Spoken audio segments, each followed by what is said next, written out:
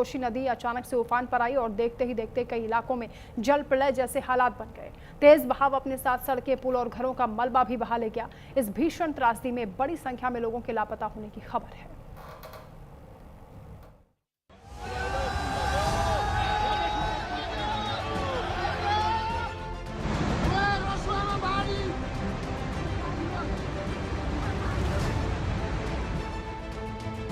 नेपाल की महा तबाही में अब तक क्या क्या हुआ?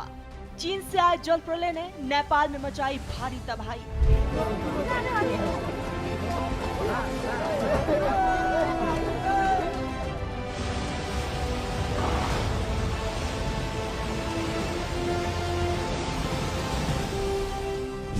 भारी एवलांच के कारण आया था भोटे कोशी नदी में जल प्रलय। रास्ता रुकने के कारण हुआ जल जमाव।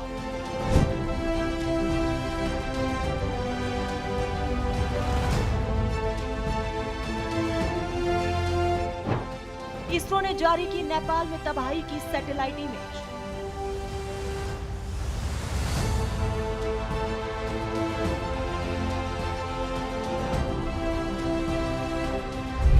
नेपाल सरकार ने बयान जारी किया, राहत बचाव में जुटी है सरकार।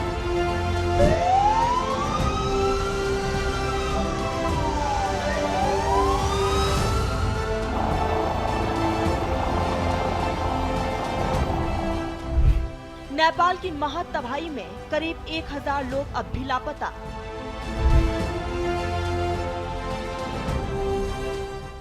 प्रभावित इलाकों में राहत और बचाव अभियान तेज, सेना पुलिस तलाश में जुटी।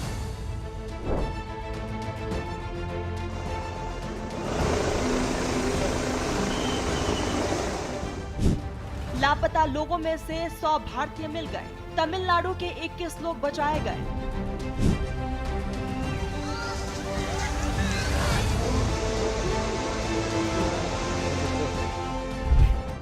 288 भारतीय अब भी लापता। 200 लोग कैलाश मानसरोवर यात्रा पर गए थे।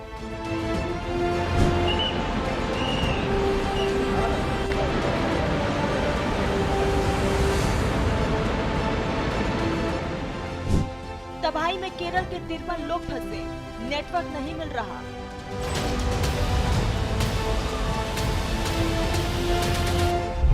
ईशा फाउंडेशन के कई तीर्थयात्री फंसे, नहीं हो पा रहा संपर्क।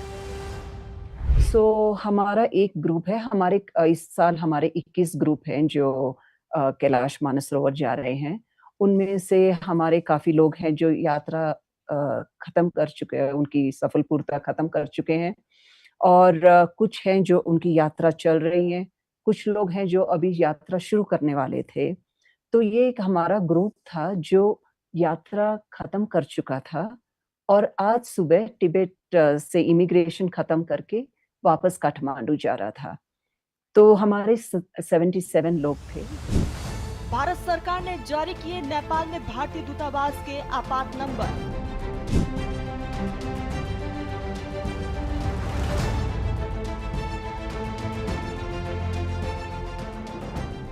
नेपाल में महाविनाश के बीच भारत बना मददगार, पड़ोसी देश को हर तरह की मदद। कि कल हमें पता लगा है दोपहर में कि ऐसे हमारे लिए फ्लड रिलीफ के वहाँ पे ऑपरेशंस करने पड़ेंगे नेपाल में। तो इसके लिए हमें जैसे ही इन्फॉर्मेशन मिली, क्योंकि हम लोग इन चीज़ों के लिए सदैव तत्पर रहते हैं, तो हमारा एक C-130J हरक्यूलिस को हमने तैयार किया और उसमें हमने लोड किया रिलीफ मटेरियल, मेडिसिन और जनरेटर, जो कि हमने सिविल अथॉरिटीज़ स्पेशली NDRF के हेल्प से हमने लोड किया और जितनी जल्दी हो सके तैयार करके जहाज़ को यहाँ से लॉन्च किया, जो कि रात को अराउंड 8:30 बजे यहाँ से टेक ऑफ किया और 2 घंटे के अंदर वो नेपाल में जाके लैंड करा और उसने वहाँ 10 टन के करीब रिलीफ मटेरियल को वहाँ पे सप्लाई किया। भारत सरकार ने 47 टन राहत सामग्री भेजी। सामग्री लेकर पहुंचा C-17 ग्लोबमास्टर।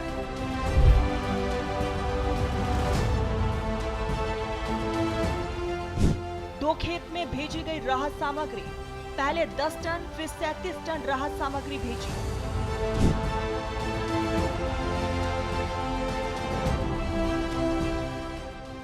मदद के लिए नेपाल के दूतावास ने जताया भारत का आभार। नेपाल में आई तबाही पर संघ ने जताया दुख, मदद के लिए बढ़ाए हाथ।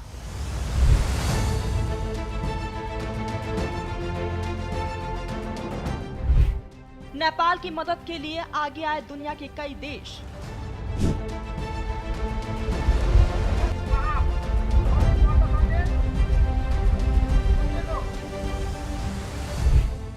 दुनिया भर के नेताओं ने जताया शोक, हर संभव मदद को लेकर दिखाई एकजुटता।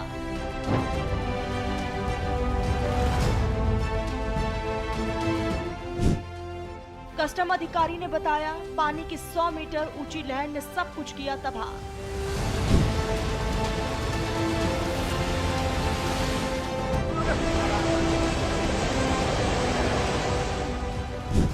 नेपाल की बाढ़ का पानी बिहार में गंडक बैराज तक पहुंचा।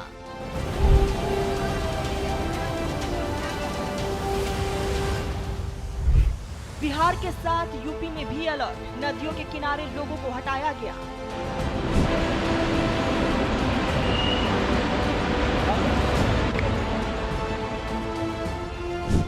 यूपी के 4 और बिहार के 6 जिलों में हर पल चेक हो रहा नदियों का डेंजर मार्क।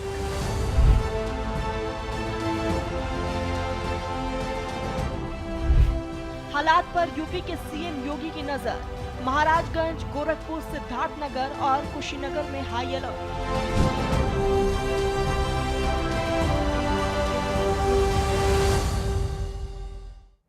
नेपाल में कुदरत का कहर लगातार जारी है। नेपाल तिब्बत सीमा के पास आई विनाशकारी फ्लैश फ्लड ने बड़े पैमाने पर तबाही मचाई। इस हादसे में लापता लोगों में कई भारतीय भी शामिल हैं। इस मुश्किल घड़ी में भारत ने नेपाल के लिए राहत अभियान भी तेज कर दिया है। हिंडन एयरबेस से भारतीय वायुसेना का विमान नेपाल में बाढ़ प्रभावित लोगों के लिए राहत सामग्री लेकर रवाना हुआ और तीसरी खेप भी भेजने की तैयारी है।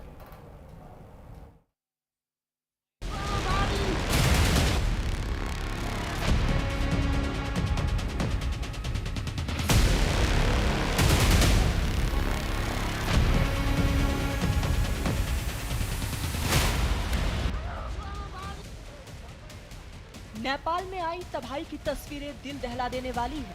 नेपाल तिब्बत सीमा के पास भोटेकोशी नदी और आसपास के इलाकों में अचानक आई फ्लैश फ्लड ने रास्ते में आने वाले घरों, सड़कों, पुलों को तबाह कर दिया। बाढ़ की वजह से नुवाकोट समेत कई जिलों में भारी तबाही हुई है। बाढ़ का अंदाजा इसी बात से लगाया जा सकता है कि बड़ी संख्या में लोग अब तक लापता हैं। नेपाल में आई बाढ़ में लापता लोगों में करीब 300 भारतीय नागरिक भी शामिल हैं। इनमें बड़ी संख्या कैलाश मानसरोवर यात्रा पर गए श्रद्धालुओं की बताई जा रही है। कनाडा समेत कई देशों के नागरिकों से भी संपर्क नहीं हो पाया है। नेपाल में मृतकों का आंकड़ा भी लगातार बढ़ रहा है। नेपाल में आई इस आपदा के बीच भारत ने मदद का हाथ बढ़ाया है। गाजियाबाद के हिंडन एयरबेस से भारतीय वायुसेना का C-17 विमान 37.5 टन मानवीय सहायता और आपदा राहत सामग्री लेकर नेपाल के लिए रवाना हुआ। इनमें दवाइयाँ, खाने के पैकेट और दूसरी जरूरी सामग्री शामिल है। ये भारत की ओर से भेजी गई राहत की दूसरी बड़ी खेप है। इससे पहले C-130J विमान के जरिए करीब 10 टन मानवीय सहायता नेपाल पहुंचाई गई थी। प्रधानमंत्री नरेंद्र मोदी ने नेपाल के प्रधानमंत्री बालेन्द्र शाह से फोन पर बात कर हर संभव सहायता का भरोसा दिया।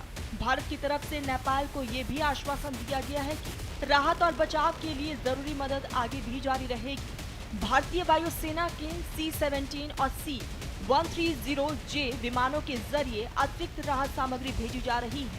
जरूरत पड़ने पर हेलीकॉप्टरों को रेस्क्यू और इवैक्यूएशन ऑपरेशन के लिए भी तैयार रखा गया है। बॉर्डर एरियाज के डिस्ट्रिक्ट है, कुशीनगर है, वेस्ट चंपारण एरिया अफेक्ट हो सकते हैं जो इनिशियली, उसको भी ऑलरेडी मॉनिटर कर रहे हैं। जो ऑलरेडी NDRF की 4 टीमें हमने रिजर्व की हुई है गाजियाबाद में। जब भी नेबरिंग कंट्री में कोई इंसिडेंट होता है और लगता है कि शायद भारत इसको वहाँ पर टीम भेज सकती है, तो उसको मध्य रिजर्व रखते हुए हमने ऑलरेडी रिजर्व टीम डिप्लॉय के लिए अगर रिक्वायरमेंट होती है तो वहाँ से हम डिप्लॉय कर सकते हैं। नेपाल की इस त्रासदी को लेकर भारत के सीमावर्ती राज्य उत्तर प्रदेश और बिहार में भी सतर्कता बढ़ा दी गई है। NDRF लगातार स्थिति पर नजर बनाए हुए हैं और जरूरत पड़ने पर अतिरिक्त टीमों की तैनाती के लिए तैयार है। नेपाल में तबाही का दायरा लगातार बढ़ता जा रहा है। सैकड़ों लोग अब भी अपनों की तलाश में हैं। ऐसे वक्त में भारत की राहत सामग्री और बचाव सहायता नेपाल के लिए बड़ी उम्मीद बनकर पहुंच रही है। वहीं लापता भारतीय नागरिकों की तलाश और उनकी सुरक्षित वापसी पर भी निगाहें टिकी है। राहत और रेस्क्यू ऑपरेशन के साथ अब सबसे बड़ी चुनौती ज्यादा से ज्यादा लोगों तक पहुंचने और उन्हें सुरक्षित निकालने की है और उम्मीद जताई जा रही है कि जल्द ही नेपाल में हालात सामान्य हो जाएंगे। Bureau report, news India. वहीं मानसून की बारिश ने देश के कई राज्यों में मुश्किलें बढ़ा दी हैं। नेपाल में आई बाढ़ के बाद बिहार और उत्तर प्रदेश में गंडक नदी का जलस्तर बढ़ गया है। वहीं मध्य प्रदेश, राजस्थान, उत्तराखंड, झारखंड और पंजाब में भी भारी बारिश को लेकर अलर्ट जारी हुआ है। देखिए रिपोर्ट।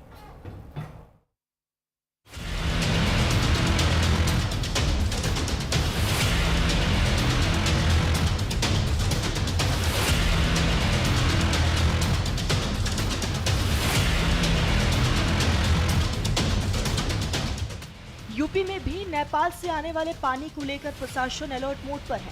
महाराजगंज और कुशीनगर को हाई अलर्ट पर रखा गया है। गंडक बैराज के गेट खोले जाने के बाद नदी का जलस्तर तेजी से बढ़ रहा है। नदी किनारे बसे गांव को खाली कराने की तैयारी की जा रही है, जबकि संवेदनशील इलाकों में आपदा प्रबंधन की टीमें तैनात है। प्रशासन किसी भी आपात स्थिति से निपटने के लिए लगातार निगरानी कर रहा है। उत्तराखंड में भी मौसम को लेकर सावधानी बरती जा रही है। पहाड़ी जिलों के लिए येलो अलर्ट जारी किया गया है। चमोली में भूस्खलन के कारण निजमुल्ला मार्ग बंद हो गया है। सूचना मिलने के बाद प्रशासन की टीम मौके पर पहुंची और सड़क से मलबा हटाने का काम शुरू किया। लोगों से पहाड़ी क्षेत्र में अनावश्यक यात्रा से बचने और सतर्क रहने की अपील की गई है। ये जो लगातार बारिश चल रही है उसको देखते हुए विभिन्न जो हमारे नगर निकाय हैं, नगर निगम है, सभी डिपार्टमेंट, सिंचाई, जल संस्थान, जल निगम, सभी को डायरेक्शन दिए गए कि फील्ड में बने रहें और जल निकासी सुनिश्चित कराएं। इसके अतिरिक्त जगह जगह पंप लगाकर भी जल निकासी कराई जा रही है। उप जिलाधिकारियों को भी अलर्ट पे रखा गया है। नदियों का जल स्तर भी मॉनिटर कर रहे हैं कि कहीं कोई स्थिति ऐसी ना हो कि नदियों के बंदे आदि में कोई डैमेज हो। सिंचाई विभाग के अधिकारी भी मौके पर जाकर देख रहे हैं कि बंदे की क्या स्थिति है और सैंड बैग्स आदि का इंतजाम भी रखा गया है। साथ ही विद्युत विभाग को भी विद्युत सुरक्षा और साथ ही विद्युत आपूर्ति सुचारू बनी रहे उसके लिए भी बता दिया गया। मध्य प्रदेश में भी बारिश का दौर तेज होने की संभावना है। राज्य के पूर्वी और उत्तरी हिस्से के 17 जिलों में भारी बारिश को लेकर मौसम विभाग ने अलर्ट जारी किया है। प्रशासन ने लोगों को सतर्क रहने और बेहद जरूरी होने पर ही यात्रा करने की सलाह दी है। निचले इलाकों में जलभराव और बाढ़ की स्थिति बनने की आशंका को देखते हुए स्थानीय प्रशासन को भी तैयार रहने के निर्देश दिए गए हैं। राजस्थान में मानसून एक बार फिर से सक्रिय हो गया है। राज्य के 12 जिलों में तेज बारिश की चेतावनी जारी की गई है। पिछले 24 घंटे में जयपुर समेत कई जिलों में भारी बारिश दर्ज की गई है। झालावाड़ में काली सिंध नदी के बढ़ते जलस्तर की वजह से बांध का गेट खोलकर करीब 8000 क्यूसेक पानी छोड़ा जा रहा है। वहीं कोटा के नवनेरा बांध से 3 गेटों के जरिए 25,000 क्यूसेक से अधिक पानी छोड़े जाने की सूचना है। इससे निचले इलाकों में बाढ़ का खतरा बढ़ गया है। वहीं झारखंड में बारिश का दौर जारी है। रांची, हजारीबाग और गिरिडीह में कई इलाकों में तेज बारिश हुई। मौसम विभाग ने आज रांची समेत मध्य झारखंड के कई जिलों में भारी बारिश की संभावनाओं को देखते हुए येलो अलर्ट जारी किया है। नेपाल में आई बाढ़ के मद्देनजर बिहार के मुख्यमंत्री ने सीमावर्ती क्षेत्रों बगहा, वाल्मीकि नगर, बेतिया और मोतिहारी में बाढ़ की स्थिति का जायजा लिया। इस दौरान संभावित प्रभाव, एहतियाती उपायों, सुरक्षा और राहत बचाव कार्यों को लेकर प्रशासनिक तैयारियों की समीक्षा की और संबंधित अधिकारियों को पूरी तरह से अलर्ट रहने के निर्देश दिए गए। नेपाल के रसुआ जिले में बाढ़ से तबाही के बाद बिहार की गंडक नदी में पानी बढ़ने लगा है। देर रात 12 बजे तक नेपाल की ओर से करीब 1.5 लाख क्यूसेक पानी छोड़ा गया।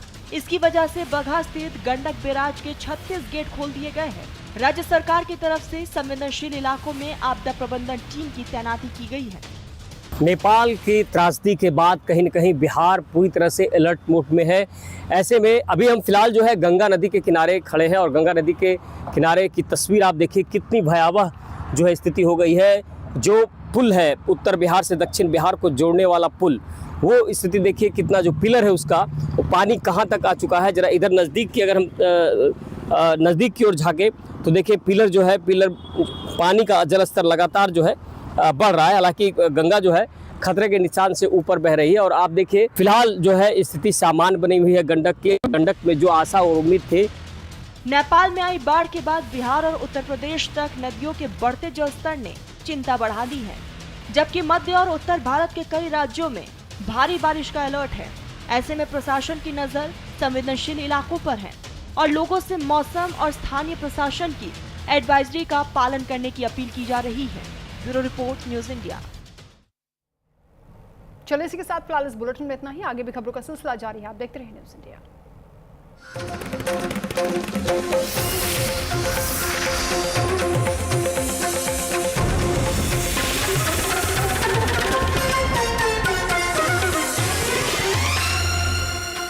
यशोदा के भाई ने किशोर जी मुरली मनोहर। श्री कृष्ण जन्मोत्सव के पावन अवसर पर मथुरा में श्री कृष्ण जन्मभूमि पर रात के ठीक 12 बजे शंखनाद के बीच कन्हैया का दिव्य महाअभिषेक, बांके बिहारी मंदिर की विश्व प्रसिद्ध मंगला आरती और द्वारकाधीश, इस्कॉन तथा प्रेम मंदिर की अलौकिक झांकियां देखने देश विदेश से श्रद्धालु खींचे चले आते हैं। सांस्कृतिक पर्यटन को नए पंख देने वाले ब्रज तीर्थ विकास परिषद ने पौराणिक कुंडों के जीर्णोद्धार, परिक्रमा पथ के चौड़ीकरण और यमुना घाटों के सौंदर्यीकरण से ब्रज क्षेत्र को नई पहचान दी है।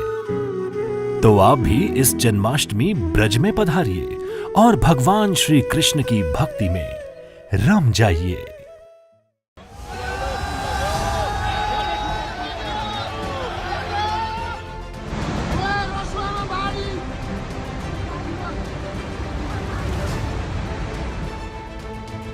नेपाल की महातबाही में अब तक क्या क्या हुआ? चीन से आए जल प्रलय ने नेपाल में मचाई भारी तबाही।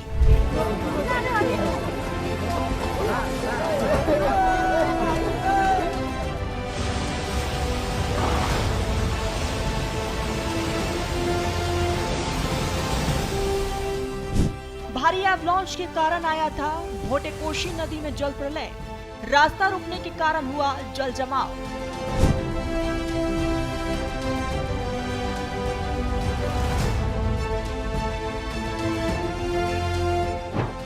इसरो ने जारी की नेपाल में तबाही की सैटेलाइट इमेज।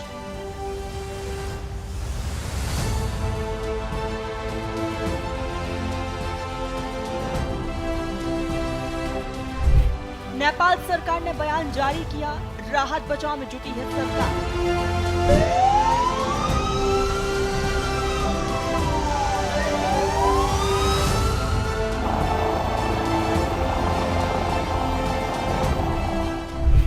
नेपाल की महातबाही में करीब 1000 लोग अब भी लापता।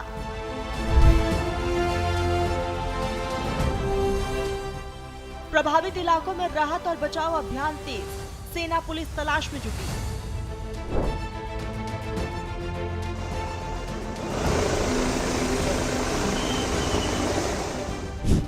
लापता लोगों में से 100 भारतीय मिल गए। तमिलनाडु के 21 लोग बचाए गए।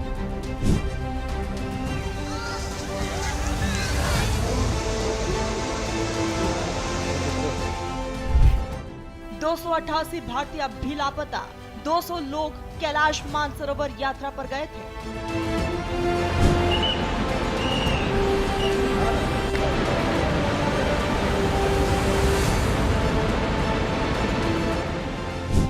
तबाही में केरल के 53 लोग फंसे, नेटवर्क नहीं मिल रहा।